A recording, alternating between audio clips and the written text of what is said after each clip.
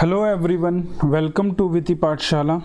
In this class, we would be going to study about the 8th class, the term first, and this is the history content which we would be doing. So in this, we will start with the modern, and earlier in the class 7th and 6th we have studied the medieval and the ancient history. So the unit 1, it talks about the advent of the Europeans. Unit 2 talks about the from trade to the territory. Unit 3 talks about the rural life and the society, and unit 4 it talks about the people's revolt. So these 4 would be available in one lecture itself. So let's start. Now the first chapter is the unit 1, that is the advent of the Europeans. यूरोपियों का भारत में आगमन. Now after studying this chapter, now one thing that I found that they have copied this map from somewhere, and this has not shown the upper part, that is the Pakistan occupied Kashmir and the Aksai Chin in the India, because our boundary it touches with the Afghanistan, and here it is not touching. Now small border of the approx 100 kilometer, it touches with the Afghanistan also. Now what are the learning objective? After studying this chapter, you would be able to know about the kind and the sources of the modern India. You understand the Portuguese trade interest in India. Why did they come? What was their interest and why coming to the India? Now you will be able to understand the impact of Portuguese Dutch presence in the India, to know the colonial settlement of the Denmark, to know the arrival and the settlement of the English and the French East India companies. So let's start with the introduction part. Many of the foreign travelers, traders, missionaries and the civil servants who came to India in the 18th and the 19th century have their account of their experiences and their impression on the various parts of the country. So there were the people who used to travel to the India. Now the purpose of their was different. Some would be the missionaries, some would be the civil servants working for the Europeans, and some may be the traders. Now initially East India Company itself, it came as a trader into the India, then it has acquired slowly the power. It has acquired the power of the territorial power. It became later after the battle of the Buxar. Next is to know the events of the modern India. We have abundant sources at the international, national and regional level. So if we talk about the modern history, the sources are so many. So we would be studying about the sources in this chapter. Now what are the sources of the modern India? As compared to the ancient, with the modern, the sources are plenty. The sources for the history of the modern India, they help us to know the political, then socio-economic and the cultural developments of the country. Now from the very beginning of the Portuguese, the Dutch, the French and the Danish and the English recorded their official transactions in India on state papers. So they used to have the official documents. In those documents there was the mention. Well preserved records are very valuable to know about their relations with the India. The archives at the Lisbon, they are at the Goa, Pondicherry and Madras, were literally storehouses of the precious historical information. Now all these sources must however be critically evaluated before they are used for the historical writing. Now what do you mean by the critical evaluation? Now critical evaluation means that not only studying one author, we have to study the contemporary 2-3 authors and the other evidences to come at an conclusion. Now, for example, if we have to come at the conclusion of the Battle of the Panipat, we should have 2 to 3 narratives. So that will tell the 2 to 3 perspective. Now, if we have only one person telling the history, then it would be a history dictated by that person. Now, what are the kind of resources? Now, literature, it may be personalized. Now, for example, if you have a video recording of the incidents, then we can say that is the real, but it also can be altered. उसके साथ भी छेड़छाड़ हो सकती है. Now, kind of the sources, we can write history with the help of sources like written sources and the material sources. So there are 2 types of the sources classified. First comes is the written sources. Now, after the advent of the printing press, numerous books were published in the different languages. Hence, people begin to acquire knowledge easily in the fields like the art, the literature, history, and the science. The Europeans came to India about the immense wealth of the India. और Europeans को यहीं से होता क्या था, what used to happen was that earlier the richest country was the Egypt. Why it was richest? It was richest because it used to trade, or the Arabs were the richest. They used to trade with India, and if they have bought a article from India and they used to sell that article to the Europe in a heavy price. So the people of the Europe, they came to know about through the Arabs or the Egyptians about the India. So they came to know about our art, literature, history, and the science. And when a person came to know about the other, then if it is an interesting thing, the quest to know more it generates. The European came to know about the immense wealth of the India from the accounts of the Marco Polo and similar sources. So this person Marco Polo is important.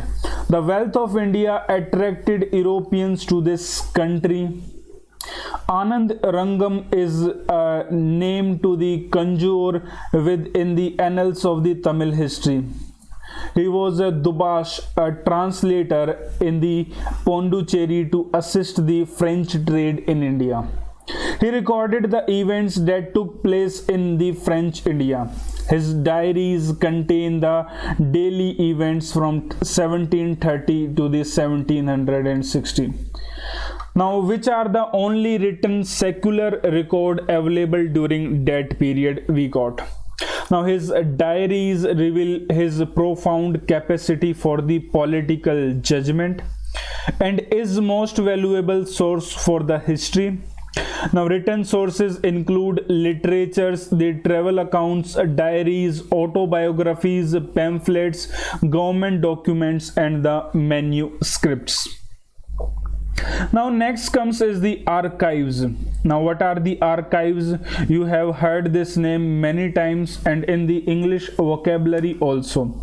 Now, this is the place where the historical documents are preserved. The National Archive of India, it is located in New Delhi. So, National Archive of India वो New Delhi में है. Now, it is the chief storehouse of the records of the government of India. Now, it has a main source of the information for understanding past administrative machinery. Now, as well as a guide to the present and future generations related to the all matters. Now, it contains the authentic evidence for knowing the political, the social, economic, and cultural and the scientific life and activities of the people of India. It is one of the largest archives in India. George William Forrest can rightly be called as the father of the National Archive of India. Now, they have given the another archive that is present in the Tamil Nadu. So let's study that also. The Madras Record Office. Now presently known as the Tamilnadu Archive is located in the Chennai. It is one of the oldest, largest and the largest document repositories in the southern India. The most of the records in the Tamil Nadu archives are in English. The collections include the series of the administrative records in Dutch, the Danish, the Persian and the Marathi. Few documents here are the French, Portuguese, Tamil and the Urdu. Now, Tamil Nadu archives have the 1642 volumes of the Dutch records which relate to the Kochi and the Coromandel coast. Now, these record over the period from the 1657 to 1845. Now, the Danian records, it cover the period of the 1777 to 1845. Now there is a person Dodwell prepared with the great effort, and the first issue of the calendar of the Madras records was published in the 1917.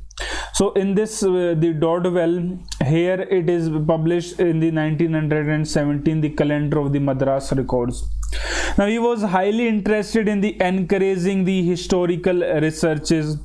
Now he opened a new chapter in the history of the Tamil Nadu archives.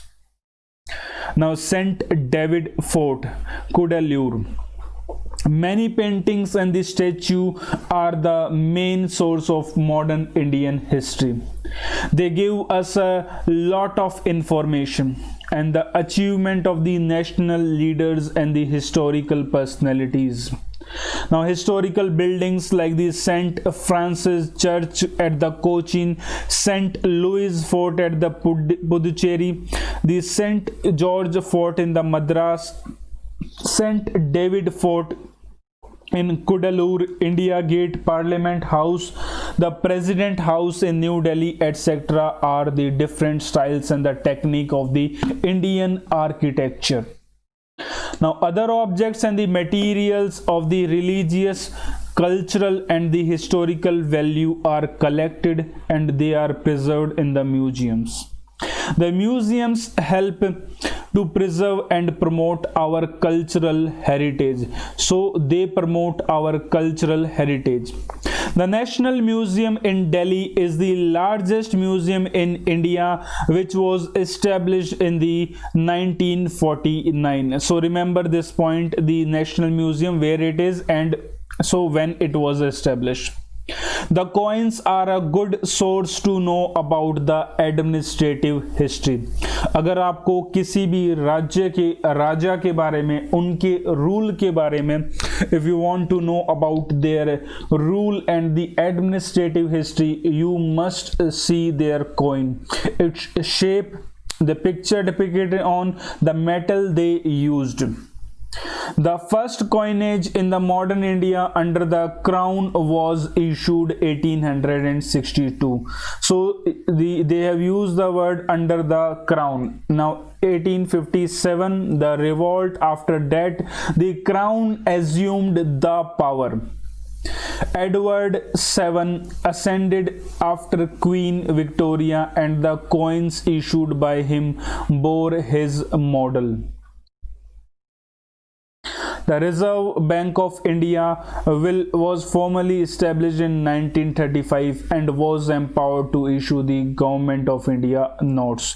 So when you will study about the history, economics and money and banking chapter, there you will study that the Reserve Bank of India was established in 1935.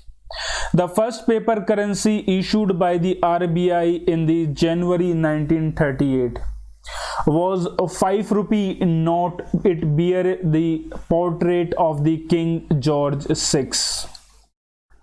In 1690, Fort St. David's was built by the British in the Kudalur. Now next comes is the advent of European. So from here our chapter starts. Now you have known that the after the capture of the Constantinople by the Turks in the AD 1453, the land route between the India and Europe was closed. So earlier there was a land route through which the Europeans used to trade, but Arabs did not like that. So they closed the route, and now the Europe was in a danger. Now why Europe wanted to come to India? Europe wanted to come to India to get the precious spices. Why it need the precious spices? It need these precious spices to preserve the food for the winter, or to preserve the food for longer time. Now you have seen that in the pickle you will find so much of the oil. Why? To preserve it. So, and the spices are there in the pickle. So they used to preserve the meat for the winters when the area was covered with the snow. So the use of the trade was they needed to trade with India, because to get these precious things from the India, and it was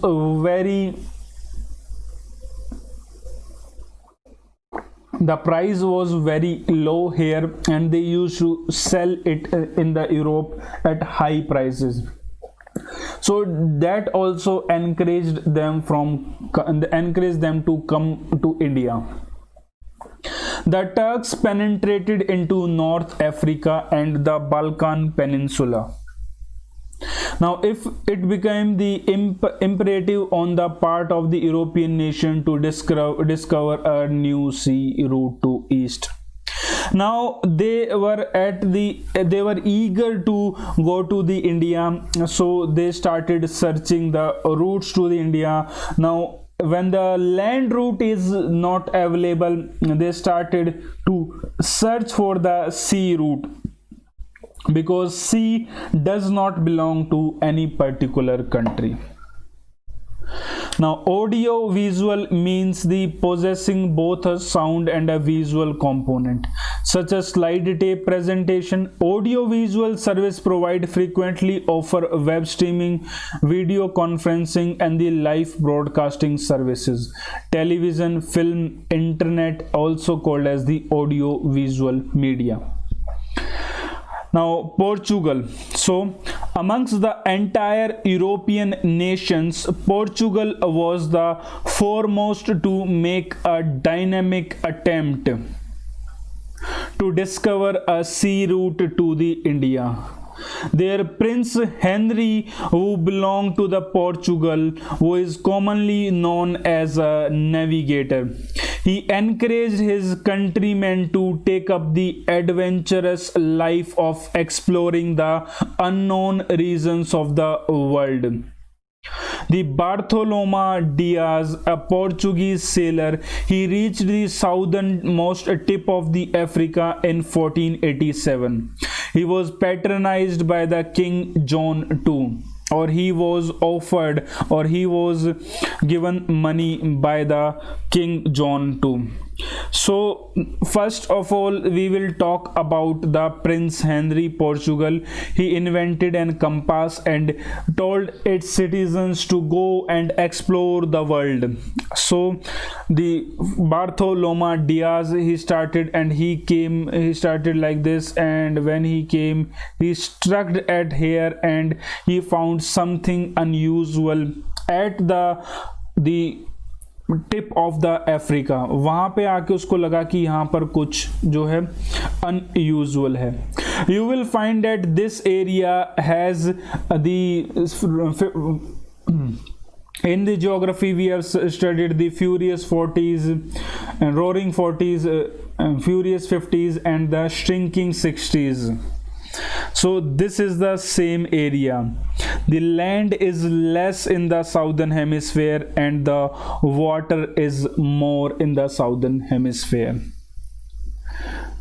Now you will see this the trade, there is a red mark and there is in the picture there is a green mark. Green marks means that the Vasco da Gama was the first successful person to reach to the India, and he reached at the Calicut, and with the help of a Gujarati guide, that is the Abdul Majid.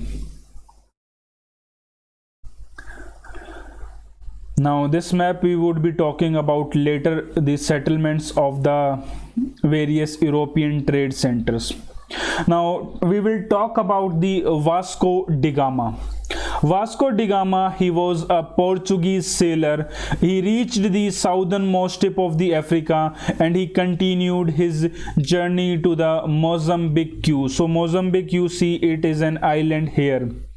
From here he sailed to the India with the help of an Indian pilot, or we can say an Indian merchant, Abdul Majid.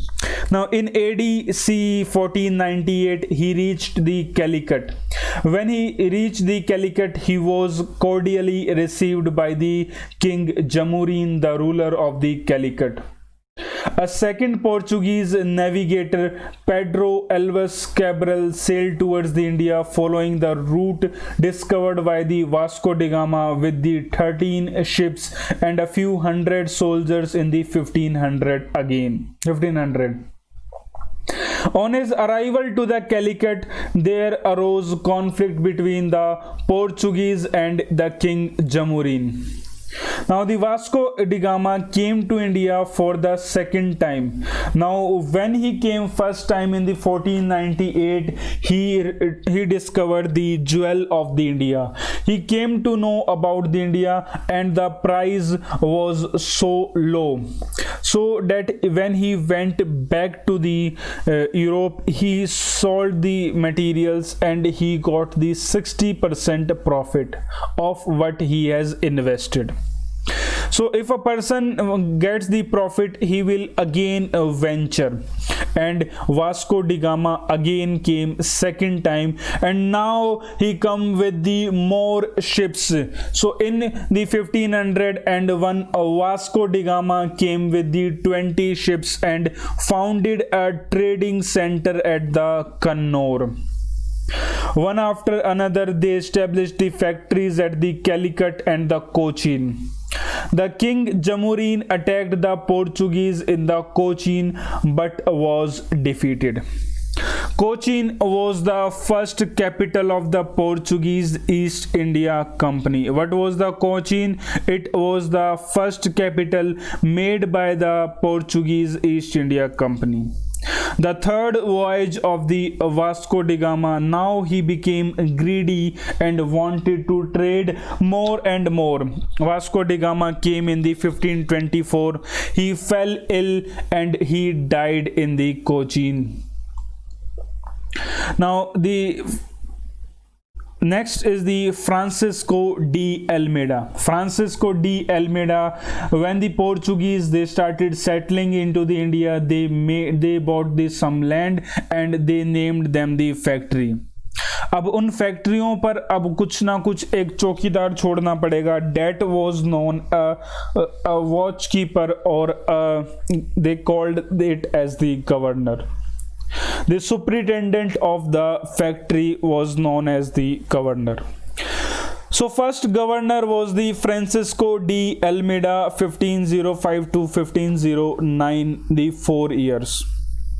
In 1505, the Francisco de Almeida was sent as the first governor for the Portuguese possession in the India. Almeida had the aim of developing a naval power of the Portuguese in the India. Why he thought of the naval power? He thought of the naval power because to trade and to bring back the material or the articles from the India to the Europe and sell it. Now his policy was known as the blue water policy. इसकी एक famous policy थी. This is a famous policy of the Almeida. As Portuguese tried to break the Arabs' monopoly on the Indian Ocean trade, it negatively impacted on the trade interest of the Egypt and the Turkey. Why? Earlier the monopoly was with the Arabs, or the Egypt was the richest country, because they used to trade and sell the material further to the Europe. They were the intermediaries, and you will see that wherever there are the intermediaries, they are rich. For example, agriculture. So you will find that in agriculture also the farmer does not get anything, and the person who is buying the commodity from the market, he is also at a loss, and the profit whole goes to the intermediaries in between. So you will see that the farmer goes to the market and he will sell it to a Seth, or it will to a common intermediary, who in turn will sell to the shopkeepers, and the shopkeeper we buy the vegetables from the shopkeeper. So intermediators are now also, they are the rich persons. Now the Portuguese, they destroyed the might of the Arabs. As the Portuguese tried to break the Arabs, they came against and whenever the new thing will come, and whenever the intermediaries are hurt, then they will make a guild, एक guild बना लेंगे, and they will come together and they will fight. वो एक साथ आ जाएंगे और लड़ेंगे, they will fight. Now the sultans of Bijapur and Gujarat were also apprehensive of the expansion of the Portuguese control of the ports, which led to the alliance between the Egypt, Turkey and the Gujarat against the Portuguese invader. So this chapter I have also taken earlier, and in much detail I have explained these things to you. So you are doing these things second time. Now they made a group of the three, that is the Egypt, Turkey and the Gujarat were on one side, and on the other side were the Portuguese. In a naval battle fought near the Chol, the combined Muslim fleet won a victory over the Portuguese. और पहली लड़ाई में कौन जीता है? मुस्लिम जीते हैं over the Portuguese. Fleet under the Almeida, in which the Almeida's son, Almeida का बेटा मारा जाता है. Almeida defeated the combined Muslim fleet in a naval battle near the Dew, and by the year 1509 he wanted to take back the might that has been lost and the revenge of his son who was killed.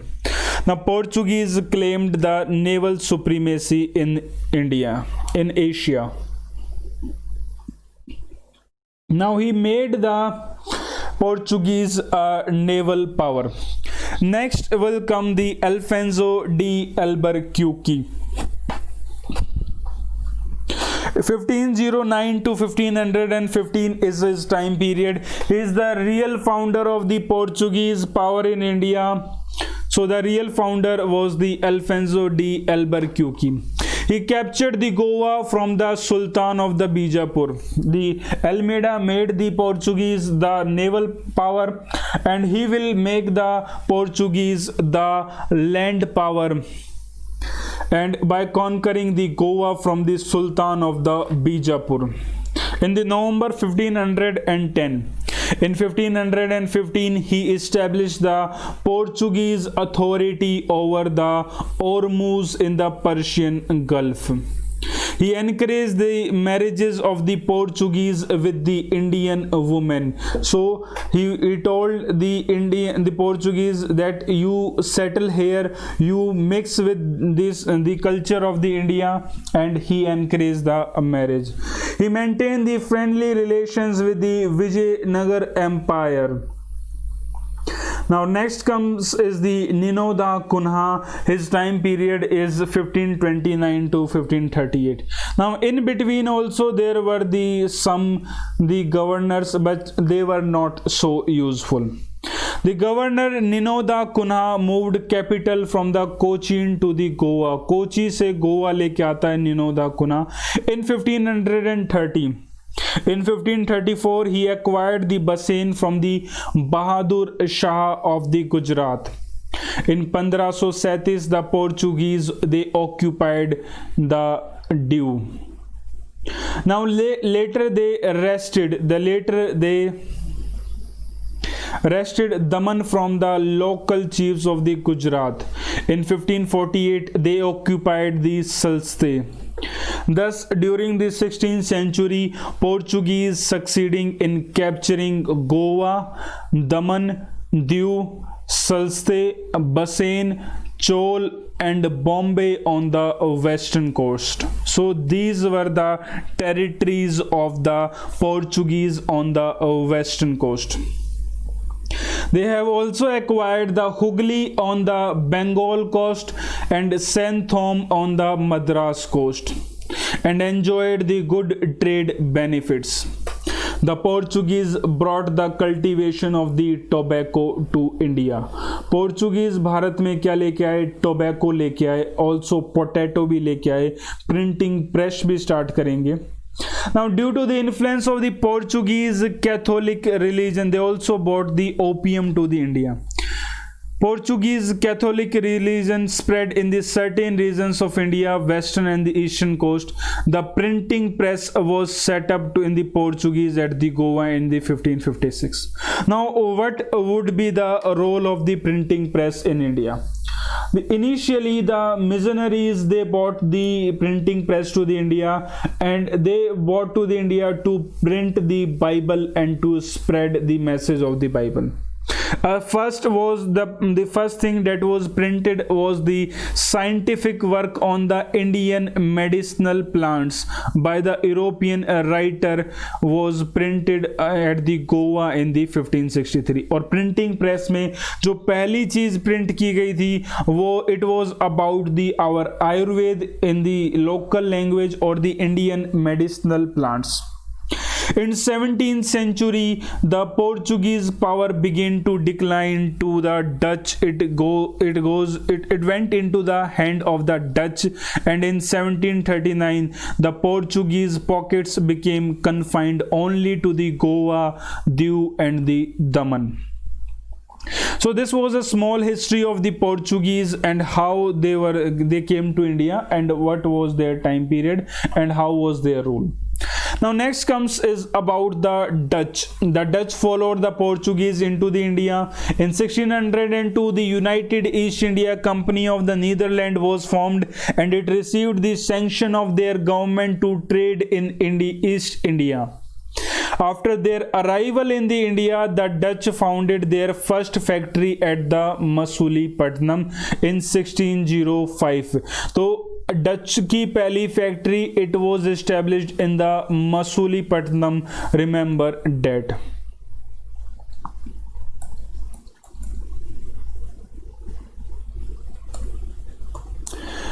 Now the company captured the Amboina from the Portuguese in 1605 and it established its supremacy in the Spice Island. They captured the Nagapattinam near the Madras from the Portuguese and made this place as their stronghold in the South India. At first, Pulicat was their headquarter.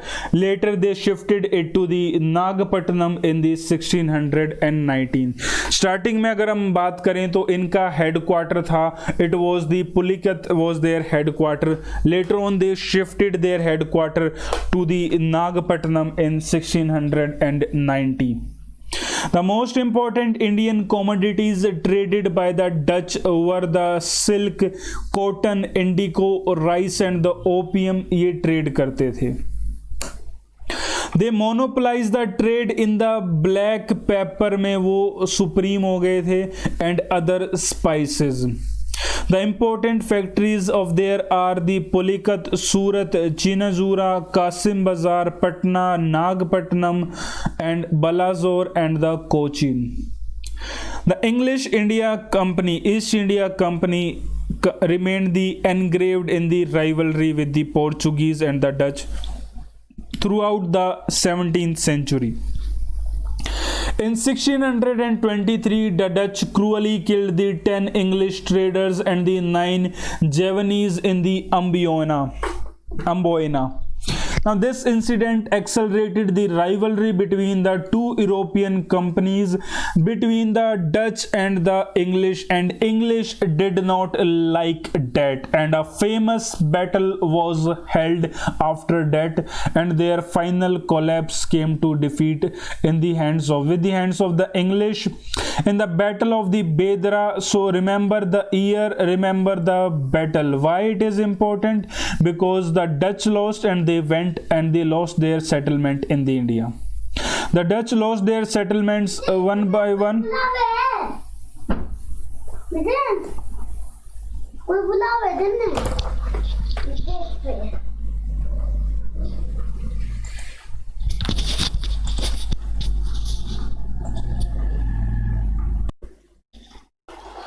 So the Battle of the Bedra in the 1759, the English they were defeated. English were defeated in the battle. So English defeated the Dutch in the Battle of the Bedra. So it is important. The Dutch lost their settlement one by one to the English and was completely wiped out by the year 1795.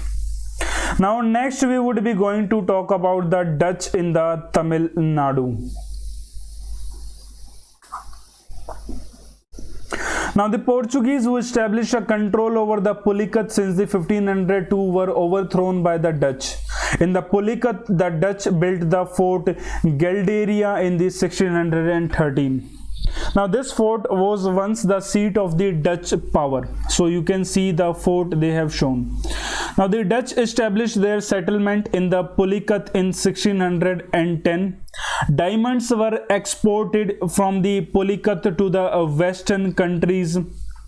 The other Dutch colonial forts and the possessions were the Nagpattinam, Punnakayal, Porto Nova, and Kudalore, and the Devanam So these were the forts of the Dutch. Now one of the important and the major was in the Indian history were the Britishers.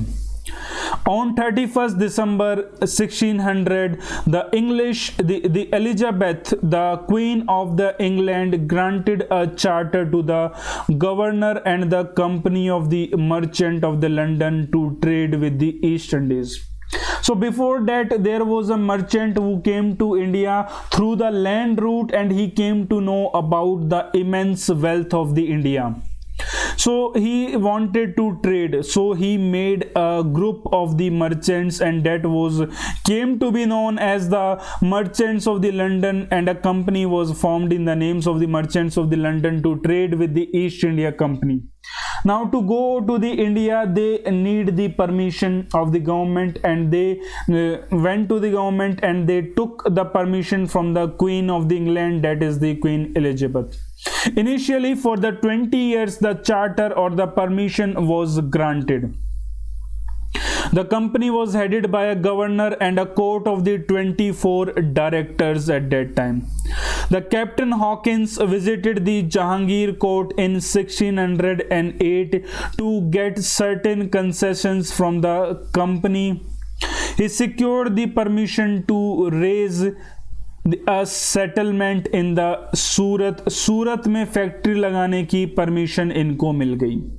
However, the emperor cancelled the permission under the pressure of the Portuguese. In 1612, the English captain, the Thomas Best, inflicted a severe defeat over the Portuguese in the naval battle. It was near the Surat. The Mughal Emperor Jahangir permitted the English to establish their factory in the 1613 at the Surat, which initially became the headquarters of the English in the Western India. Captain Nicholas. So they wanted to establish the settlement at the Surat, so they were not given the permission due to the Portuguese pressure, and now they have got the permission. So in the 1613 they established their first factory at the Surat. The Captain Nicholas Downton won the another decisive victory over the Portuguese in the 1614. Now these events enhanced the British prestige at the Mughal court. In 1615, Sir Thomas Roe, sent to the Jahangir court by the King James I of the England. He remained at the Agra for 3 years and succeeded in concluding a commercial treaty with the emperor. और यहाँ पर इनको मिल जाती है एक थोड़ी बहुत success छोटी सी. Now before departure of the Sir Thomas Roe, the English had established their trading centers at the Surat, Agra, Ahmedabad and the Bharuch. On the coastline of the Bay of the Bengal, the English established their first factory in the 1611 at the Masulipatam, an important port in the territory of the Kingdom of the Golconda. In 1639, the English merchant was the Francis Day. He obtained the Madras on a lease from the Chenappa Nayak, the ruler of the Chandragiri. So who did know that these people who came to trade in the India will become the territorial power? We made them territorial power ourselves. They came with nothing and they became the rulers with a small, they came with the small army, small people, with the help of our people, our own people who were the foolish, and they were fighting against each others, and that led to the British establishing an empire in the India. Now the East India Company built its famous factory known as the Fort St. George in the Madras, now which became their headquarters for the whole of the eastern belt and the first fort built by the British. So remember, if the question comes, the first fort built by the Britishers was the Fort St. George in the Madras. Yes, this statement is correct. Now next comes is the King Charles II of the England. He received the island of the Bombay as a part of his dowry from the Portuguese king on the occasion of his marriage with the Catherine.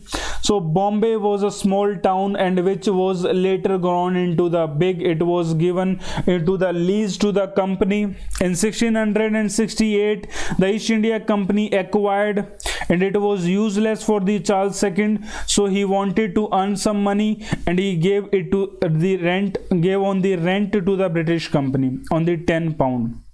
So now they have the Surat, then Bombay, Agra and Madras. In 1690, they bought a factory. A factory was established at the Sutanati by the Job Charnock.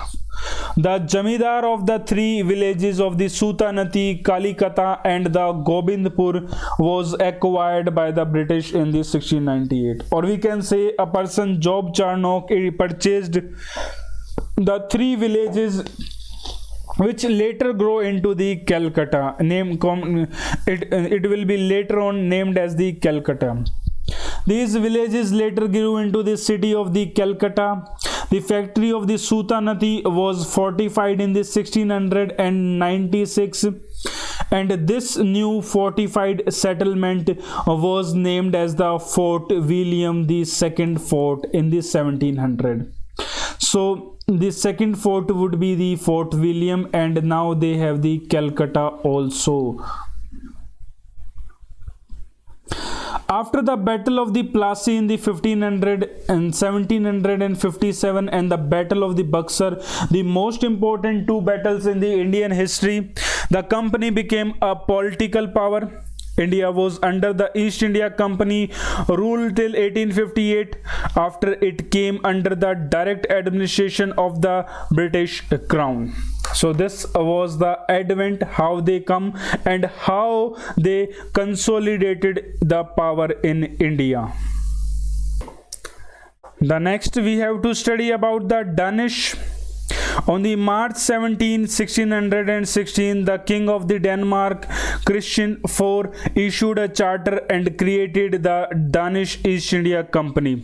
They established settlement at the Travancore, that is the Tamilnadu, in 1620 and the Serampore, Bengal in the 1676.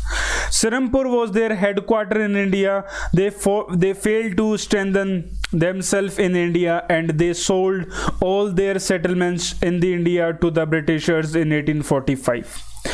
Danish called the Travancore as the Danish Borg. The king of the Denmark sent the Ziggenbalg to India. Ziggenbalg set up the printing press at the Travancore, the Travancore Danish fort. You can see it is depicted in the picture. Now the next and the last which came to the India was the French. The French East India Company was formed in the 1664, a government company formed by the Colbert, a minister of the King Louis XIV. In 1667, a French expedition came to India under the Francois Caron. France was the last European country to come India as a trader. Caron founded the first French factory in the Surat.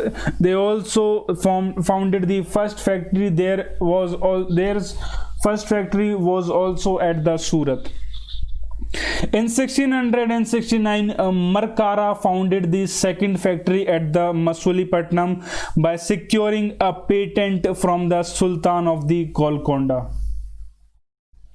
In 1673, the settlement of the Pondicherry was founded by the Martin under the grant of the Sher Khan Lodi, the ruler of the Bijapur. Pondicherry became the most important and the prosperous French settlement in India. A fort known as the St. Louis was built by the Francois Martin in the Pondicherry.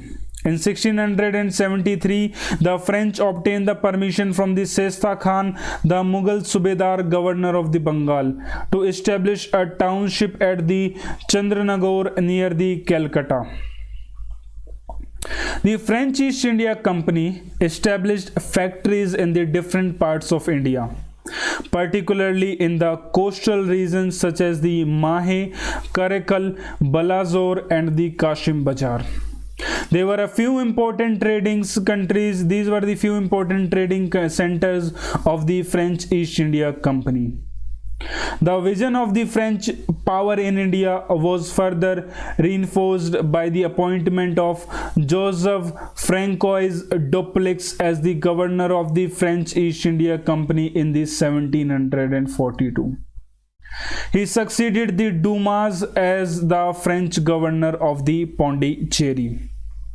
Now about the Swedish East India Company was founded in the Gothenburg, Sweden in the 1731 for purpose of the conducting trade with the Far East. The venture was inspired by the success of the Dutch East India Company and the British East India Company. The conclusion is that since the Portuguese were eliminated by the Dutch and the later extinguished by the English, Dutch was extinguished by the English and the French were left to face the English for the control over the trade and territory. The French neglected the trade and entangled themselves in the wars with the Indian and the other European powers. The three Carnatic Wars ruined the French and rejuvenated the English to embark on this systematic territorial expansion. The comparative success of the British over the Portuguese, the Dutch and the Danish and the French was largely due to their commercial competitiveness, spirit of the supreme sacrifice, government support, naval superiority, national character and their ascendancy in the Europe. So this was the first chapter which we completed, quite interesting. We have seen the how these European powers they arrived in India and how did they exist and they exited. And that second chapter now we will be going to start. This is the unit number 2, which talks about that from trade they became territory holders. Initially East India Company came to the India to trade and they became the territorial power. What we would be learning? So we would be learning the rise of the political power of the East India Company. To know the events and the impacts of the Battle of the Plassey and the Buxar, which are very important for the exam point of view. To know the Carnatic Wars and the Mysore Wars.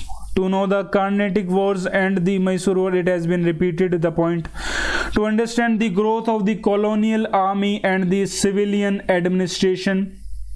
To understand the principles of Subsidiary Alliance and the Doctrine of the lapse. Now we will start with an introduction. In the 15th century, Europe witnessed an era of the geographical discoveries through the land and sea routes. In 1498, Vasco De Gama of the Portugal discovered a new sea route from the Europe to the India. Europe से भारत के लिए एक नया sea route discover किया गया.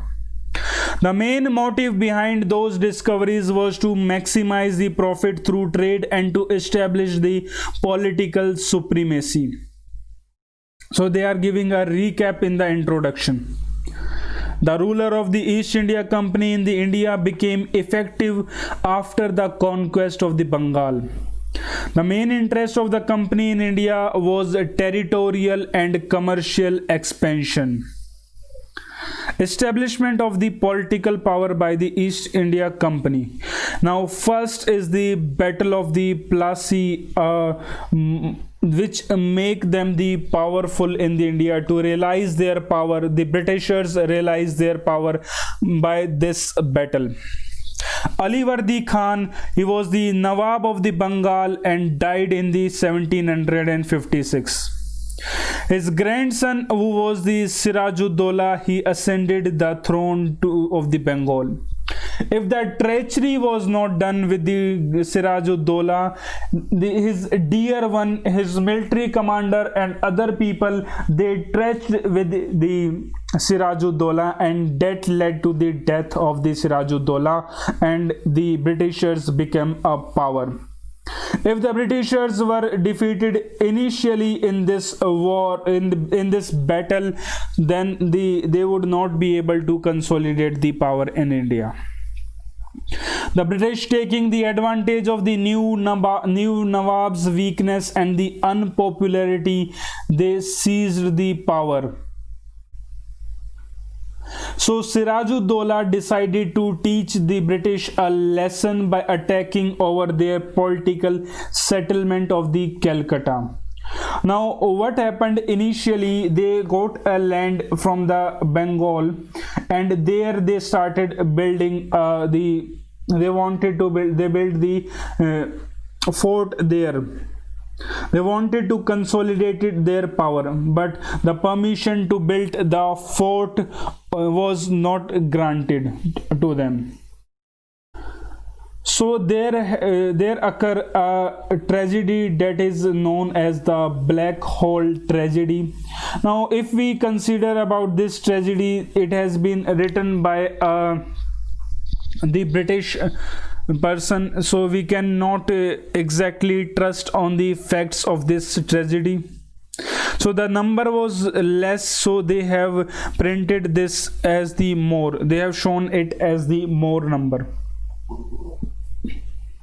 because the Robert Clive wanted some evidence to fight with the Sirajuddola, that the British government in the Britain will support the Robert Clive if he get any idea. Now there were a small dungeon room in the Fort William in the Calcutta when troops of the Nawab of the Bengal Sirajuddaulah held 146 British prisoners, where the troops of the Nawab were held prisoners of the war for one night. The next day morning, when the door was opened, the 123 of the prisoners found dead because of the suffocation.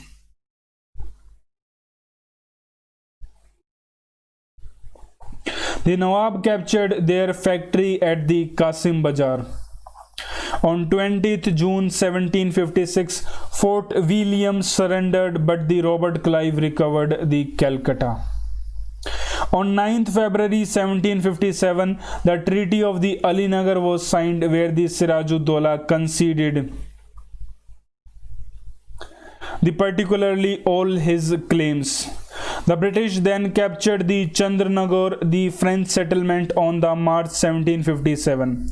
The Battle of the Plassey took place between the British East India Company and the Nawab of the Bengal and his French allies. It was fought on the 23rd June 1757. The English East India Company forces under the Robert Clive defeated the forces of the Sirajuddaulah. After a collapse of the Bengal, the company gained a huge amount of the wealth for the treasury of the Bengal and used it to strengthen its military force. The beginning of the British political sway over the India may be traced from the Battle of the Plassey. Now, it was the most decisive battle that marked the initiation of the British rule in India for the next 2 centuries. So a map, British under the battles under the British rule. They have shown these battles in this map.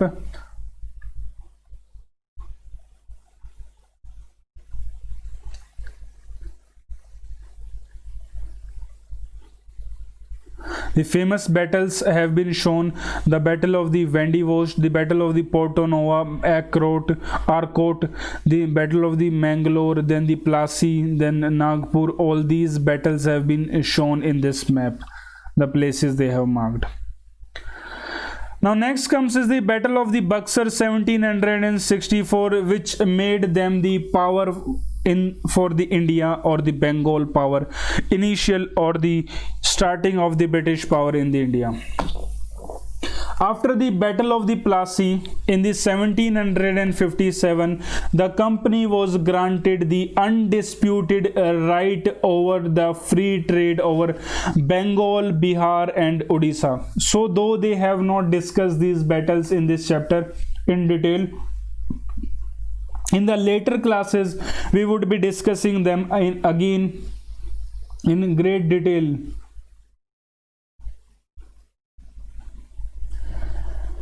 It received the place of the 24 Parganas in the Bengal. Mir Jafar, the Nawab of the Bengal, however, fell into the arrears and was forced to abdicate in favor of his son-in-law, that is the Mir Qasim. Mir Qasim ceded the Budwan, the Midanpur and the Chittagong. He shifted his capital from the Murshidabad to the Munger. Now Mir Qasim, he wanted to come out of the British control, so he shifted his capital. So when I have taken the classes for the history, there I have discussed the every reason in detail, why the capital was shifted, what was the reason. And Mir Qasim soon revolted as he was angry with the British forces, the misusing of the dastak. Dastaks were the free duty passes which were misused by the Britishers. Now he was the administrative head. The revenue was in the hands of the Britishers, so he does not had any money to do the welfare. So the Britishers wanted to show that the Nawab is not good for the India, so British should rule and that rule would be the better. Now however, having been defeated by the British, he fled to the Awadh, where he formed a confederacy with the Sujauddaulah and the Shah Alam. So you can see a picture of the Battle of the Buxar in 1764. The battle was fought on the October 22nd, 1764 at the Buxar, a small fortified town within the territories of the Bihar, located on the banks of the Ganges River, about 130 kilometers west of the Patna.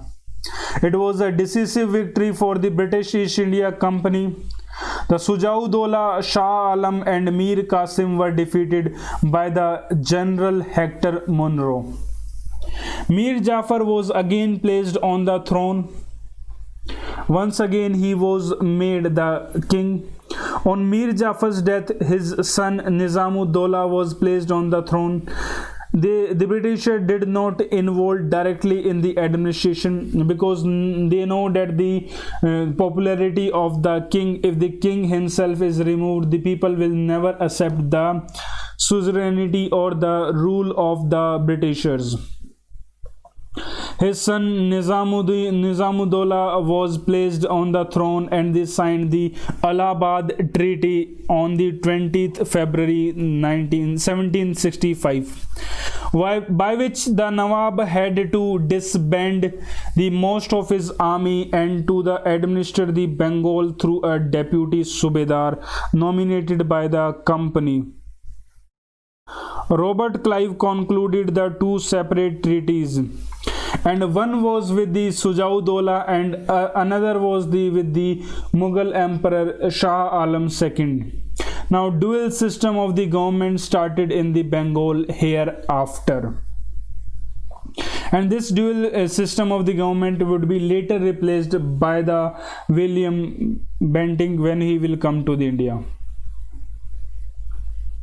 Sorry, Warren Hastings. Warren Hastings, when he will come to the India, it would be changed by the Warren Hastings. Now let's start with the Carnatic War. The next topic is the three Carnatic Wars which were held with the French, and the French ultimately lost the power and they went from the India. Though the role which was played by the French general was very good, and he held the defeat on the Britishers initially, but later on with the treachery he was called back to the France. In 18th century, the three Carnatic Wars were fought between the various Indian rulers, British on the and the French East Indian Company on the either side. Traditionally, the Britain and the France were the rival countries in the Europe. Their rivalry continued in India over trade and the territories. It resulted in a series of the military conflicts in the south known as the Carnatic Wars. Now they were trying to take the benefit of the minor rulers after the death of their fathers. When the successor was not known in the family, they used to take the advantage of that and to make them the territorial power, which spanned from the 1746 to the 1763. These wars resulted in the establishment of the political supremacy of the British East India Company. The last and the major rival of the Britishers for the Britishers was the French. The Carnatic Wars, the three Carnatic Wars. First Carnatic War 1746 to the 1748. The second was the 1749 to 1754, and the third is the 1756 to the 1763. These three Carnatic Wars, the dates are also important and they are easy to remember by some reference. Like you can remember that the third Carnatic War was the 100 years back from the 1857. So you can remember like this, and the similar way you can remember the other dates also. Or you can remember through the Buxar. It was ended before the Battle of the Buxar. So you can remember like this also.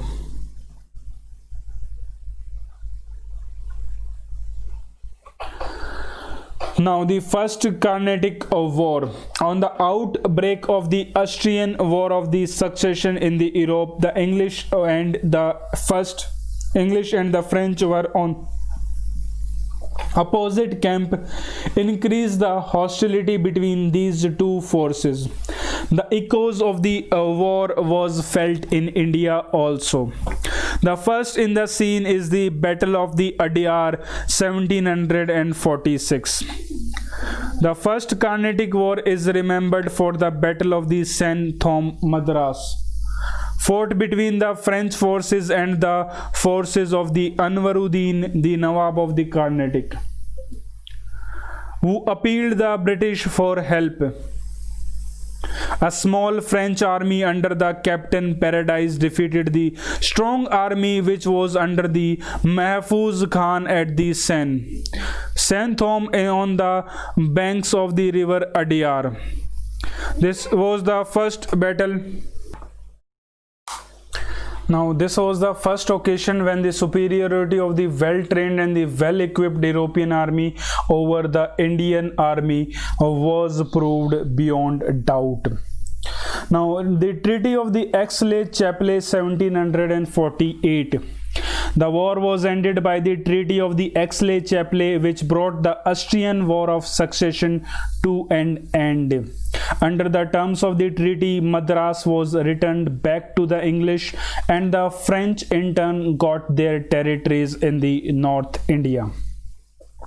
The next comes is the Second Carnatic War. The main cause of this war was the issue of the succession, who will come to the throne of the Carnatic and the Hyderabad.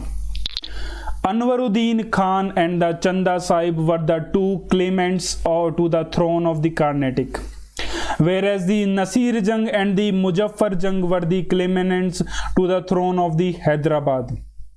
The French supported the Chanda Sahib and the Muzaffar Jung, while the British they supported the offer claimants with the objective of keeping their interest and the influence in the entire Deccan region. Now, here happens the Battle of the Ambur 1749. Finally, the Dupleix, one of the greatest general of the French army. Now, Chanda Sahib and the Muzaffar Jung formed a grand alliance and defeated and killed the Anwaruddin Khan, the Nawab of the Carnatic, on the 3rd August 1749 in the Battle of the Ambur. So that's why the Ambur has an importance for the history exam. Muhammad Ali, the son of the Anwaruddin, fled to the Trichinopoli. The Chanda Sahib became the Nawab of the Carnatic, and they rewarded the French with the grant of the 80 villages and the Pondicherry. In the Deccan too, the French defeated and they killed the Nasir Jung and made the Muzaffar Jung as the Nizam. The new Nizam gave ample rewards to the French, as it was used to be held earlier also. Whenever a new Nawab was placed, he used to treat either Britishers or the French persons with the gifts. The new Nizam gave the ample rewards to the French. He appointed Dupleix as the governor of all territories in the south of the river Krishna. The Muzaffar Jung was assassinated by his own people in the 1751. Salabat Jung, brother of the Nasir Jung, was raised to the throne by Bazi. The Salabat Jung granted the northern Sarkars, excluding the Gantur district, to the French. The Dupleix power was at the zenith by that time, but the Dupleix would be called back by the Britishers. Now, next comes by the French government, because it was a government company and a huge wars require the huge money, and for that the company was not getting the profit.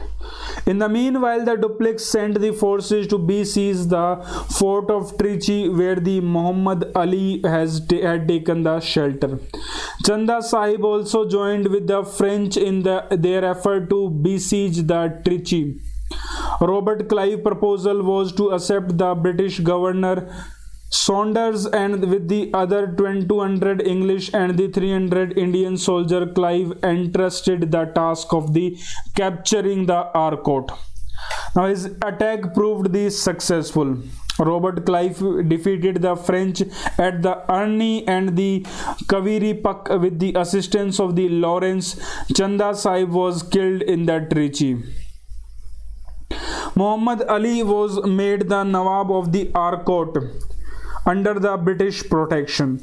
The French government recalled the duplex to the Paris as it was a conspiracy done by the Britishers. The Britishers did know that if he remains in the India, then he will make the French superior. So he bribed the French government and called back the duplex. The duplex was succeeded by the Godeheu, who agreed a treaty of the Pondicherry. According to it, both the powers agreed not to interfere in their internal affairs of their native states. They were to retain their old positions. New forts should not be built by either power. The treaty made the British stronger. The Second Carnatic War also proved to be inconclusive. There was no result of that. The English proved their superiority on land by appointing the Muhammad Ali as the Nawab of the Carnatic. The French were still very powerful in Hyderabad. However, the predominant position of the French in the Deccan Peninsula was definitely undermined in the war. Now the third battle will become, or the third Carnatic War.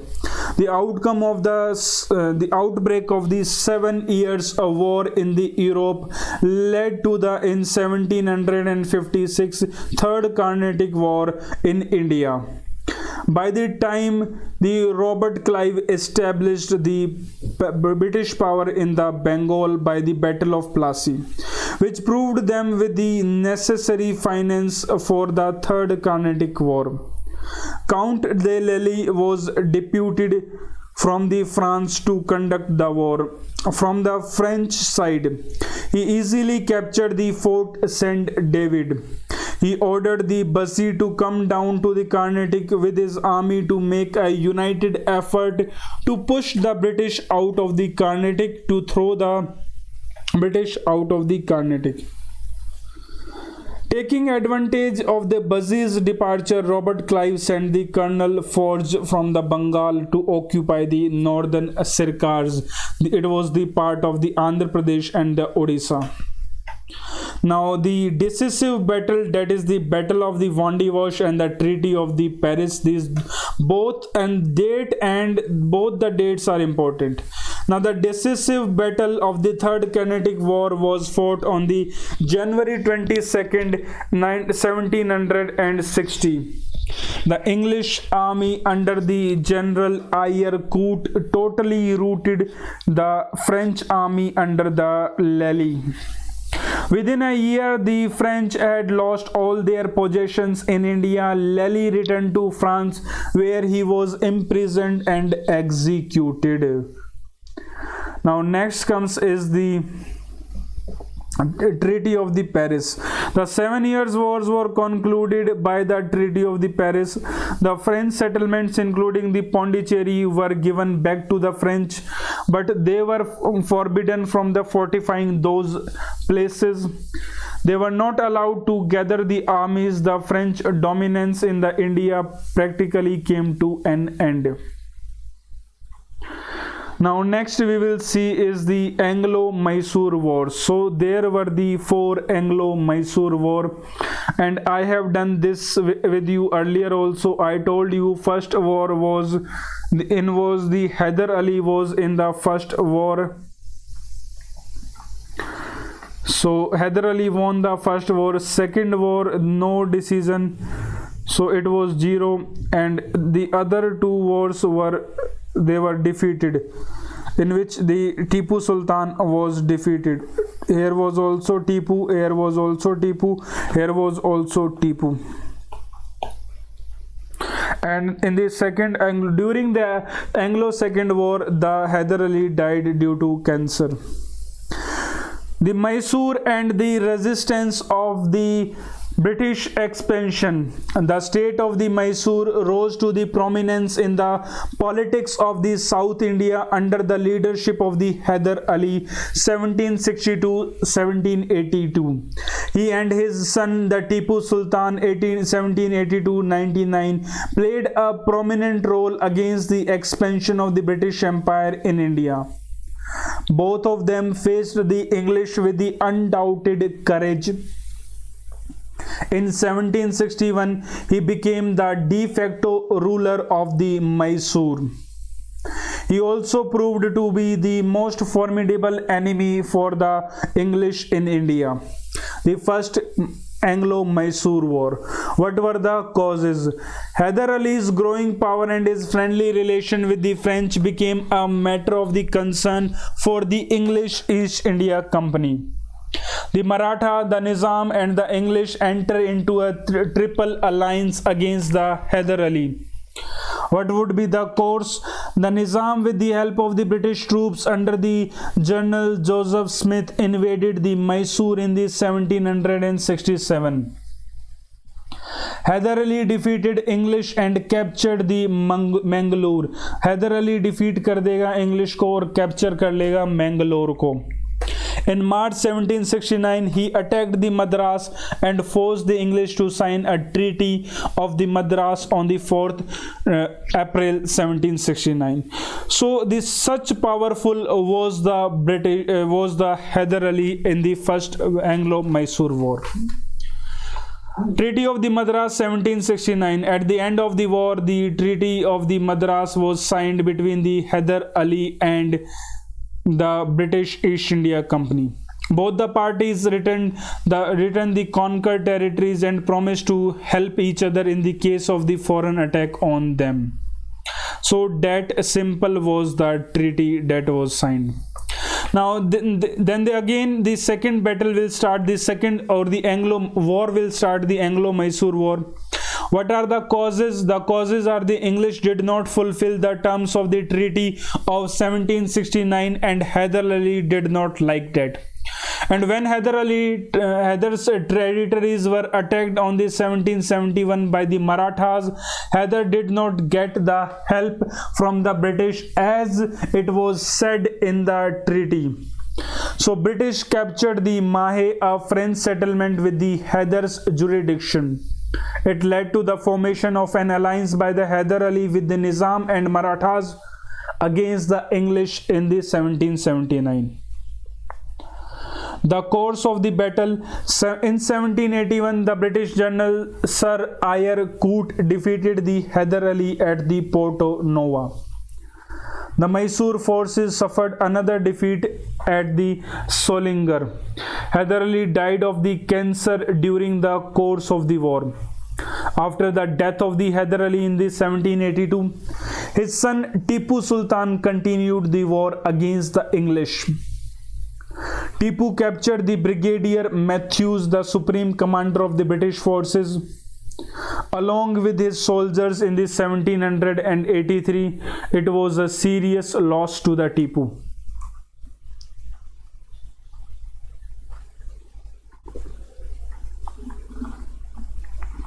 The result was the undecisive and Treaty of the Mangalore was signed.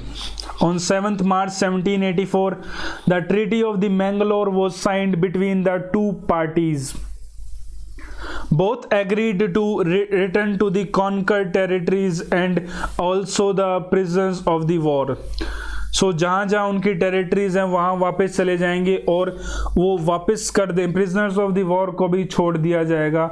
That was the said agreement in this. Thus, the Warren Hastings saved the newly established British dominion from the wrath of the powerful enemies like the Marathas and the Hyder Ali.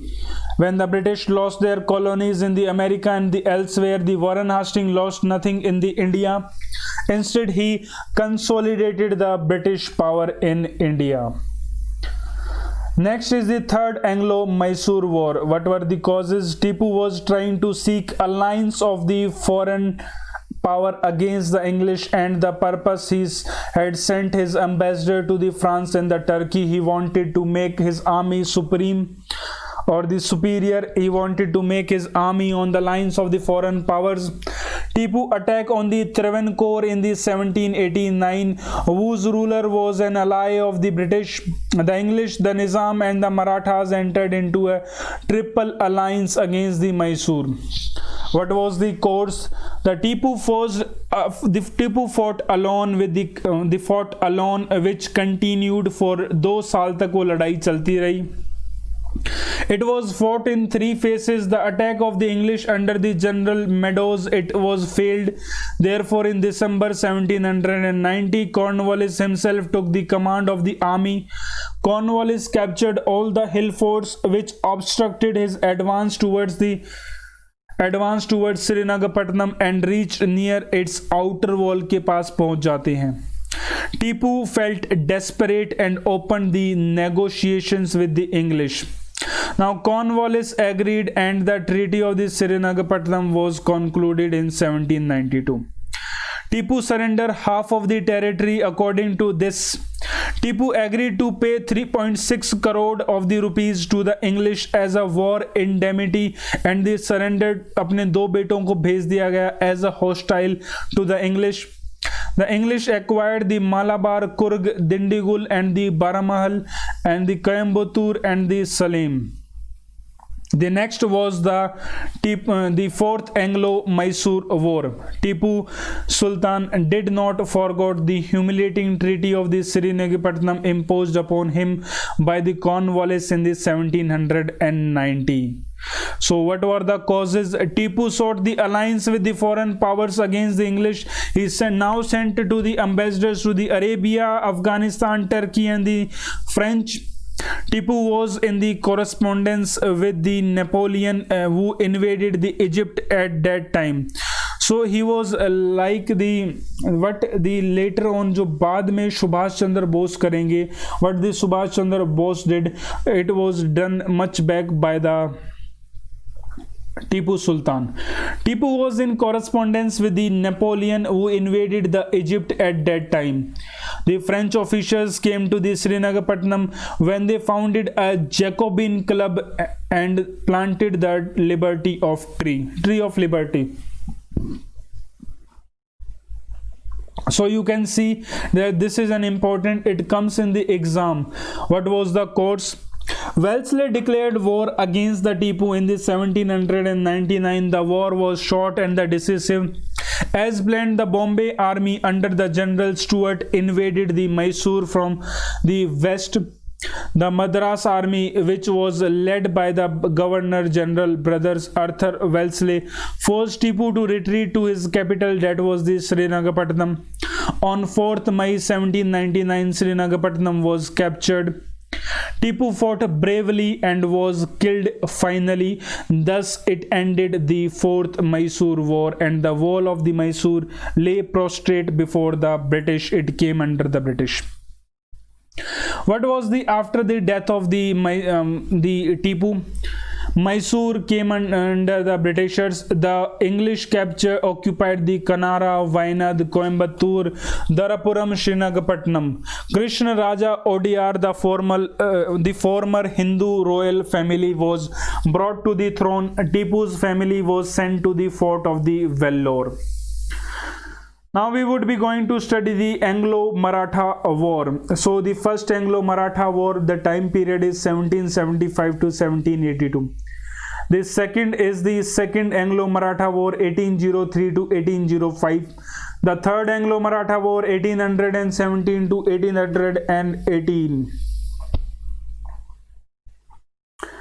Anglo-Maratha Wars. The Marathas managed to overcome the crisis caused by their defeat at the Panipat, and after a decade recovered their control over the Delhi.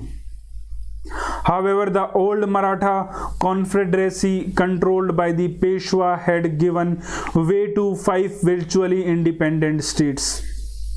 Peshwa at the Pune, Gaikwads at the Baroda, Bhosle at the Nagpur, Holkars at the Indore and Sindhyas of the Gwalior. So remember कौन कहाँ था, match the following में question आ सकता है. A question can come with the match the following. Peshwas were at the Pune, Gaikwads at the Baroda, Bhosle at the Nagpur, Holkars at the Indore and the Sindhyas were at the Gwalior. The Peshwa's government was weakened by the internal rivalries and the other four leaders were often hostile to one another. Despite this, the Marathas were still the formidable power. The internal conflict among the Marathas was best utilized by the British in their expansionist policy. Now comes the First Anglo-Maratha War. In the case of the Marathas, the first British intervention was at the time of the dispute over the succession of the Peshwaship following the death of the Narayan Rao. After the death of the Narayan Rao, Raghunath Rao or the Raghoba became the Peshwa. He became Peshwa. But his authority was challenged by a strong party at the Pune under the Nana Fadnavis. The party recognized the infant born posthumously to the Narayan Rao wife Ganga Bai as the Peshwa and set up the Council of the Regency in his name. Having failed in his bid to capture power, the Raghunath Rao approached the British for the help. The Treaty of the Surat between the English and the Raghunath Rao was concluded in the 1775. However, the majority of the British Council in the Calcutta were opposed to the Surat Treaty, although the Warren Hastings himself had no objection to ratify the treaty. The council sent the Colonel Upton to the Pune to negotiate the peace with the Pune Regency. Accordingly, Upton concluded the Treaty of the Purandar in 1776. The treaty, however, did not take effect due to the opposition from the English government in Bombay. In 1781, Warren Hastings dispatched the British troops under the Captain Popham. He defeated the Maratha chief Mahadi Sindhya को उसने हरा दिया. In a number of the small छोटी-छोटी battle होती रही और ग्वालियर को capture कर लिया. The Gwalior was captured. Later on the 17th May 1782, the Treaty of the Salabai was signed between the Warren Hastings and the Mahadi Sindhya. What was the result? Raghunath Rao was pensioned off and the Madhav Rao II was accepted as the Peshwa. Salse was given to the British. The Treaty of the Salabai established the British influence in the Indian politics. It provided the British 20 years of the peace with the Marathas. The next comes is the internal affairs of the Marathas. The internal affairs of the Marathas, they deteriorated further after the close of the First Maratha War. Nana Fadnavis grew fond of the power, jealous of the Mahadi Sindhya, became progressively inclined to seek the support of the English. The young Peshwa Madhav Rao II, he tried to impress the affairs but could not check the rivalry of the Maratha chiefs. Mahadi Sindhya, he died in the 1794 and he was succeeded by his grandnephew. He was the Daulat Rao Sindhya. His death left the Nana Fadnavis supreme at the Pune and the English to expand their influence in the North India. Peshwa Madhav Rao II committed suicide in the 1795. And Baji Rao II, the worthless son of the Raghunath Rao, he became the Peshwa. The death of the Nana Fadnavis in the 1800, it gave the British an added advantage. Now next comes is the Jaswant Rao Holkar and the Daulat Rao Sindhya. They were fighting against each other. The Peshwa supported the Sindhya against the Holkar. The Peshwa and the Sindhya, they agreed to help each other. Holkar marched against the Peshwa. The combined forces of the Sindhya and the Peshwa were utterly defeated in 1802 and they captured the city. Bajirao second approach, और वो जल्दी से चला जाएगा lord Wellesley के पास. And these people when they approach the britishers, british got an influence और the idea to take over the territory. कोई भी किसी की भी मदद फ्रीली नहीं करता है. The governor general of the India Lord Wellesley, for help Lord Wellesley welcomed the Peshwa and made him sign a treaty, that is the Treaty of the Bassi. In other words, the Treaty of the Subsidiary Alliance, accepting the status of the British subsidiary in the 1802. Later on, we would be going to study about the Subsidiary Alliance. As an immediate to the Treaty of the Bassi, the British troops marched under the command of the Arthur Wellesley towards the Pune and restored the Peshwa to his position. The forces of the Holkar vanished from the Maratha capital. Next comes is the Second Anglo-Maratha War. After accepted the subsidiary alliance by the Peshwa, Daulat Rao Scindia and the Rajaji Bhosle attempted to save Marathas' independence.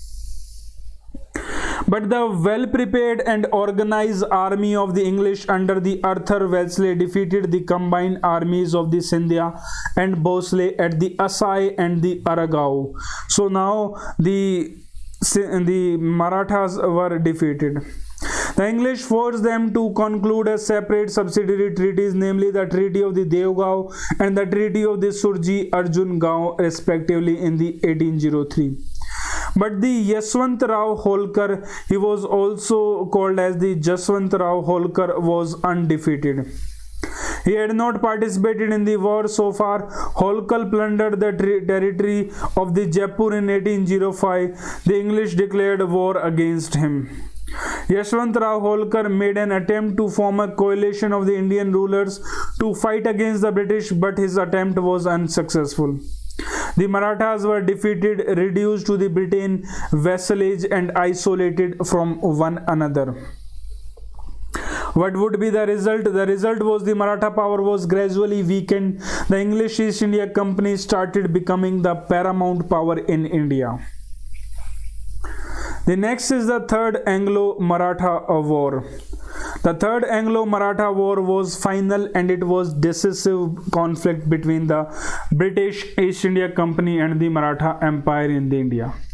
It began with an invasion of the Maratha territory by the British East India Company troops. The troops were led by the Governor General Hastings and he was supported by a force under the General Thomas Hislop. The Peshwa Bajirao II forces, followed by those of the Mudhoji II, Bhosle of the Nagpur and the Madhav Rao of the Holkar III of the Indore, rose against the British. Daulat Rao Scindia of the Gwalior, he remained the neutral. The Peshwa was defeated in the Battle of the Khadki and the Koregaon.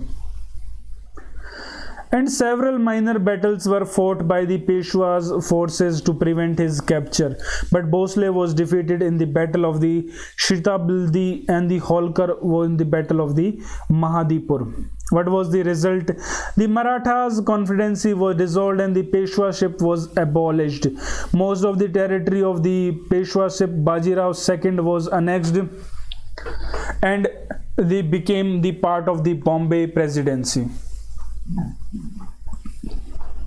The defeat of the Bhosle Holkar also resulted in the acquisition of the Maratha kingdoms of the Nagpur and the Indore by the British. The Bajirao II, the last Peshwa of the Maratha, was given an annual pension of the 8 lakh rupees. So this was the demise of the Marathas also from the India. Now the next will come the British administrative organization in India. The British Indian administration was run by the 4 principal institutions: civil services, army, police and the judiciary. Now first we will start with the civil services. This is also important topic for the exam point of view. The term civil service was used for the first time by the East India Company to distinguish its civilian employee from their military counterparts. Translating the law into actions, and collecting the revenue were the main jobs of the civil service. The civil service, it was initially a commercial in nature, but later it was transformed into a public service. In beginning, the appointment to these services was the sole prerogative of the court of directors of the company. But the nominated servants indulged into the corruption, bribery, illegal private trade, because they have given the bribe earlier to the court of directors to be appointed as to the civil services. So now they are doing the same. So Cornwallis, who came to India, who is known as the father of the Indian civil service, as the Governor General in the 1786, he enforced the rules against the private trade. He also raised the salary of the company's servants, who became the highest paid civil servant in the world. World में सबसे ज़्यादा salary इन्हीं को मिलती थी. The Lord Wellesley, who came to India as Governor General in 1798, introduced the idea of the suitable training for the civil servants in India. In 1800, he established the College of the Fort William at the Calcutta to provide the training in literature, science and the languages. However, the directors of the company disapproved his actions and replaced it by their own East India College, established at the Hillbury in the England 1806. The idea of the competition for the recruitment was introduced first by the Charter Act of the 1833, which was an important charter act. But the system of the competition was these not nominated by the court of the directors, but the court of directors, but were not eligible to write the competitive examination. Hence the system was called a nomination cum the competition system. तो कौन सा system start हुआ? Nomination cum competition system was started. The system recruited on the basis of the open competition exam was introduced in 1853. So remember, the first open competitive exam was first introduced in 1853. This system was confirmed by the Government of India Act 1858 also. The maximum age for the competitors was fixed at the 23. Subsequently, East India Company College at the Hillbury was abolished in the 1858, and recruited to the civil services became the responsibility of the Civil Service Commission, which was established. By the regulation of the 1860, the maximum age was lowered to the 22, in 1866 to the 21, and in 1876 to the 19. And this, one of the reason to do so was that so that the Indian cannot get into the Indian civil services. The Indian Civil Service Act of the 1861, passed by the British Parliament, exclusively reserved the certain categories of the high executive and the judicial post for the covenanted the civil service, which was later designated as the Indian Civil Service. Due to the lowering of the age limit and holding of the examination in the London, it could be possible only for a very few wealthy Indians to appear at Indian Civil Service examination. In 1869, three Indians, Surendranath Banerjee, Ramesh Chandra Dutt and Bihari Lal, became successful in the ICS examination. Satyendranath Tagore, the elder brother of the poet Rabindranath Tagore, was the first Indian to pass the Indian Civil Service examination in the 1863 before the Surendranath Banerjee, Ramesh Chandra and the Bihari Lal Gupta. Remember that first person is asked.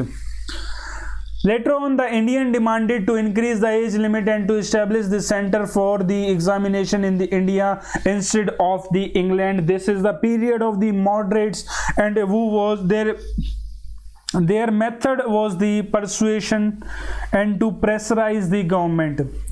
In 1892, the minimum age limit for appearing the civil service examination was raised to the 21. And the maximum was the 23. In 1912, Royal Commission on the Public Services was appointed, chaired by the Lord Islington. This commission had two Indian members, G.K. Gokhale and the Sir Abdur Rahim. Besides four Englishmen, the commission published its report in the 1917. Islington Commission recommendations partly fulfilled the demand for the Indianization of the civil service. In 1918, Montagu and the Lord Chelmsford recommended that the 33% of the Indians should be recruited by the Indian civil service, and gradually the number should be increased. In 1923, a Royal Commission on the Public Services was appointed with the Lord Lee of the Ferrum as the chairman. The commission recommended the recruitment to the All India services like the Indian Civil Service, the Indian Police Service and the Indian Forest Service should be made and the controlled by the Secretary of the State for the India. This Lee Commission recommended the immediate establishment of the Public Service Commission. The Act of the 1935 also made the provisions for the establishment of the Federal Public Service Commission at the center and the provincial public service at the various provinces. Provision was also made for a joint public service commission in two or more provinces. Although the main aim of this measure was to serve the British interest, and it became the base of the civil service system in the independent India. The next we would be studying about the army. The army was the second important pillar of the British administration in the India. The East India Company started recruiting its own army, which came to be known as the Sepoy, from the Sipahi or the soldier army. The Sepoy army was trained and disciplined according to the European military standards and was commanded by the European officer in the battlefield.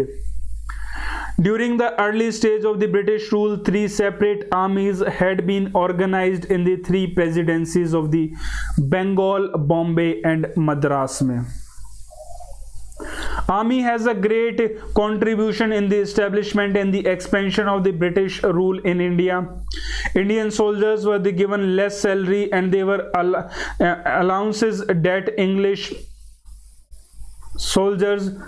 And in 1857, the Indians constituted about the 86% of the total strength of the company's army. However, the officers of the army were exclusively the British. For example, in 1856, only 3 Indians in the Indian army received the salary of 300 rupees per month. सिर्फ 3 लोगों को ही मिलती थी सिर्फ 300 per month. The highest rank an Indian could reach was the Subedar. Such was the scenario. Now, strength of the army was the Plassey War battle. 1950, the European infantry, 100 European artillery, 50 English sailors, 2100 Indian sepoys and an English army of the 6,000 troops was maintained in the Bengal. सो 1950 तो European infantry होती थी, 100 European artillery, 50 English soldiers होते थे और बाकी सब जो हैं ये इंडियंस होते थे. Now in 1857 the strength of the army in the India, that was the 3,11,400, of the whom the 2,65,900 were the Indians. So such was the strength. Now its officers were the British. Now, after the revolt of the 1857, the important changes were made in the Indian army services. They increased the British troops and they reduced the Indian troops. Also, only English were appointed in the artillery. सिर्फ artillery में जो है English ही जाएंगे. That was decided.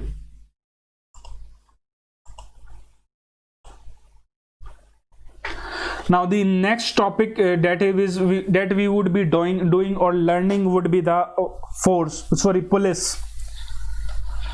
Now when the East India Company took over the Diwani in the 1765, the Mughal police system under the control of the Faujdars, who were in the Faujdars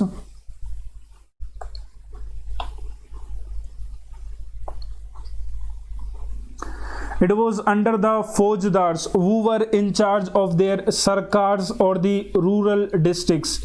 The kotwals were in charge of the towns, while the village watchmen were paid and controlled by the jamindars. The police system was created by the Lord Cornwallis. He relieved the jamindars from the police functions and established a regular police force in the 1791.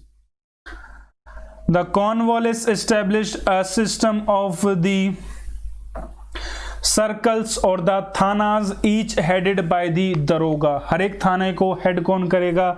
दरोगा head करेगा. The authority of the daroga extended to the village watchman who performed the police duties in the villages. The hereditary village police became the chowkidars. In the big cities, the old office of the kotwals was, however, continued, and a daroga was appointed to each of the ward of a city. The daroga system was extended to the Madras in 1802. Now, before the post of the district superintendent of the police was created, all the thanas were under the general supervision of the district judge के under में आता था. In 1808, a superintendent of police was appointed for each division. Later, the district collector was entrusted with the task of the controlling the police force in the districts. The main task of the police was to handle the crime and to prevent the conspiracy against the British rule. Next comes is the judicial system. In 1772, the dual government was abolished and the company took over the direct responsibility for the collection of the revenue as well as for the administration of the justice. Consequently, a Diwani Adalat and the Faujdari Adalat were established by Regulating Act of the 1773. A Supreme Court was set up in the Calcutta. Now, this court consisted of a chief justice and the 3 puisne judges who were appointed by the crown. Remember that they were appointed by the crown. This court decided civil, criminal,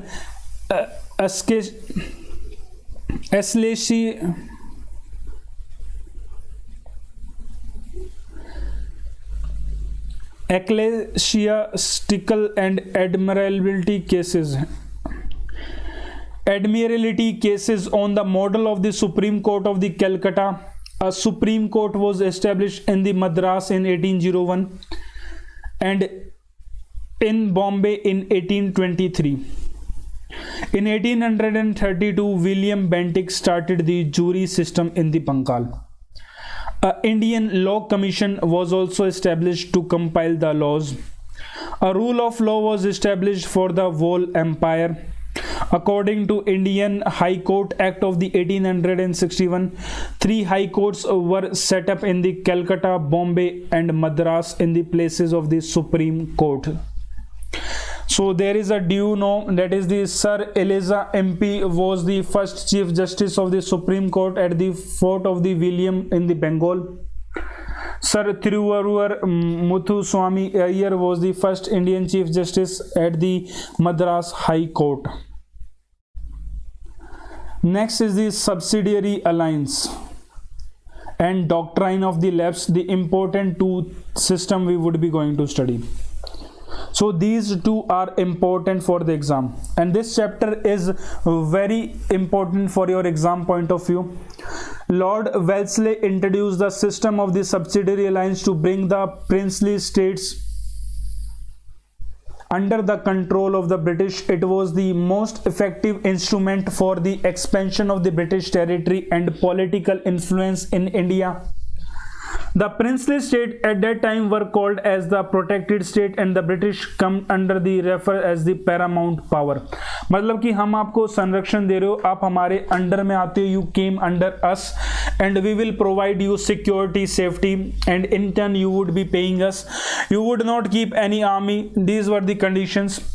Now it was the duty of the British to safeguard the state from the external aggression. And how they How the Britishers learned about the subsidiary alliance? They learned from the duplex, and we can say that they learned this from the treaties. So in the treaties they found that in the treaties there are the treaties there are one of the treaty would be that in case of the attack from any other state, the Britishers will help the Hyder or the Tipu. So from there they get the idea of the subsidiary alliance. What were the main features of the subsidiary alliance? An Indian entering into the alliance with the British had to dissolve his own armed forces and to accept the British forces. A British resident would stay in his capital. Towards the maintenance charges of the army, he should make the annual payments or cede the some territory permanently to the company. All the non-English European officials should be turned out of his state. The native ruler should deal with the foreign states only through the English company. The British would undertake to defend the state from the internal trouble as well as the external trouble. दोनों जगह मदद करेंगे. Merits for the British. The British company maintained a large army at the expense of the Indian rulers. All Frenchmen in the service of the native rulers were dismissed, and the danger of the French rival was completely eliminated. The British company began to control the foreign policy of the princely states. Wellesley's diplomacy made the British the paramount power बना दिया India में. He transformed the British Empire in India into the British Empire of India. What were the defects of the princely states? The subsidiary alliance made the Indian rulers weak, oppressive, and irresponsible. Protected by the British arms, they neglected their duty towards the subjects and exploited them. Now, what was the scene was that the Britishers were taking the money from the Indian rulers and expanding their power. The first Indian state to accept the subsidiary alliance was the Hyderabad. It was followed by the Tanjore, Oudh, Peshwa, Bhosle, Gwalior, then the Indore, Jaipur, Udaipur, and the years you have to remember because sometimes the sequence is asked. तो prelims के लिए आपको इनके years भी याद करने हैं. Now next comes is the doctrine of the lapse. Lord Dalhousie was one of the chief architects of the British Empire in India. He was an imperialist. He adopted a new policy known as the Doctrine of the Lapse to extend the British Empire. He made use of the precedent and they declared in 1848 that if the native ruler adopted children, if the native ruler adopted the children without the permission of the company, only the personal properties of the ruler, अगर मान लो कोई राजा किसी बच्चे को adopt करता है तो राजा की पर्सनल प्रॉपर्टी मिलेंगी, would go to the adopted son and the kingdom would be given to the British paramount power, और वो जो किंगडम है वो ब्रिटिशर्स के पास चली जाएगी. Now this principle was called as the doctrine of lapse.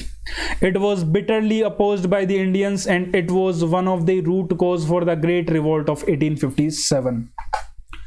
By applying the doctrine of lapse policy, Dalhousie annexed the Satara in 1848, Jodhpur and the Sambalpur in 1849, Bagpat in 1850, Udaipur in the 1852, Jhansi 1853 and Nagpur in the 1854.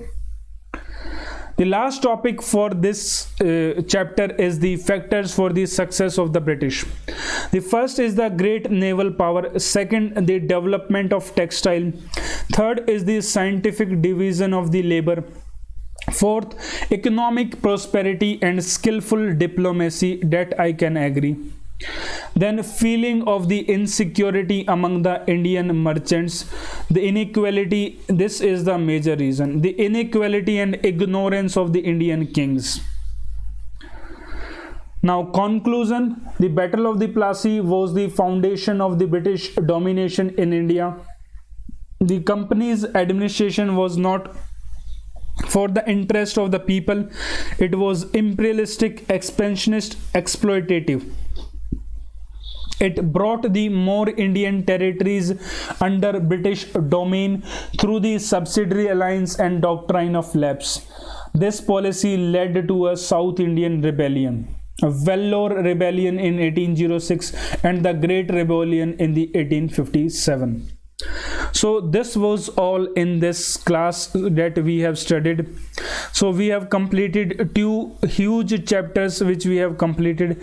Now in the next class we would be doing the third and the fourth chapter combinedly in the next class.